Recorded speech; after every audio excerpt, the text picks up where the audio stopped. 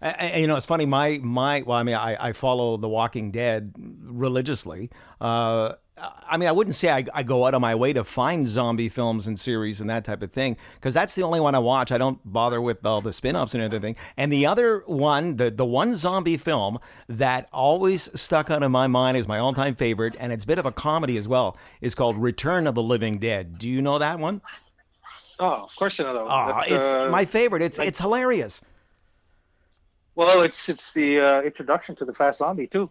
That's the Yes. first time you see running zombies, Yep. And and and first and time you talking see zombies too. yeah, talking zombies, and the first time really you saw the humor angle and how well it could play Yeah. when you're dealing with zombies, and that really became like a jumping off point for a lot of films that you see down the line, like Shaun of the Dead and One Take of the Dead, or I think One Cut of the Dead. I think it's what it's called. You're seeing, you know, Evil Dead, which I think might even have been before that. It Yeah, was before that. Evil Dead, the first one was an actual horror film, and then when you get to the second one, they realized that spoofing it was much more successful. Yeah. So like, and yeah, I forgot about that one. That's yeah, I that's another cult classic for me. But Well, arguably better than the second one. I mean, arguably yes, the first filmmaker to remake his own film. no kidding, that's true. That takes a lot of courage, I would say. Well, he's Sam Raimi, man. There's another one that's just just a brilliant filmmaker. Speaking of Corey showed me that film when I was like 7 years old or something. Corey But in Metallic. Evil Dead, yeah. Yeah, yeah. Oh, let me tell you a story about Corey Metallic. That's funny because, okay, I decide that, when I got confirmation of the interview with you, okay, thanks to Kate Parks and the folks at Elevation Pictures, I wanted to get another guest or two for the episode. And I thought, gee, if I could get an extra from the film and describe their experience, that would be really cool. What's it like I've been an extra, so I get the buzz, and I'm saying, what it would be like and how long in makeup and all that kind of thing. So I talked to my friend Justin over at CHRQ, Justin Caldwell, and I say, can you set me up with a couple of names, a couple of people that had been an extra in Jeff's film, and I'll talk to them about the experience.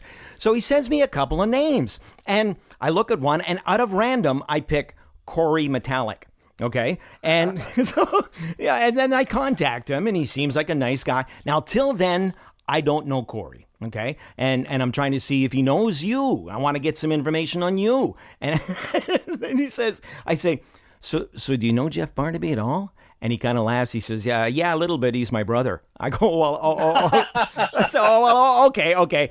Let me take these 5 questions I have written out and I'll just throw these in the garbage. We'll just start again here. So, so he tells me about that. He says, yeah. And he says, we brought home Night of the Living Dead, or we brought home George Romero's Night of the Living Dead. And that was his introduction to zombie films. And we were trying to scare the crap out of him, basically. It's like, No joke. This was from I don't know if you remember this. This was from Roger Bernard's when they had the horror section in the on back. Roseberry Street, right? Roger Exactly. Bernard. Yes. The beta section in the back, and it was this place that sold like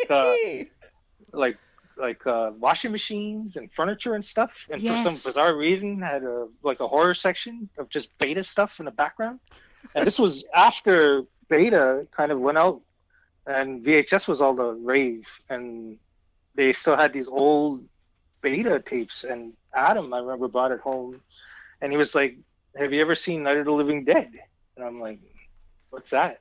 Was it a zombie movie? And I go, "No, I've never even heard of it."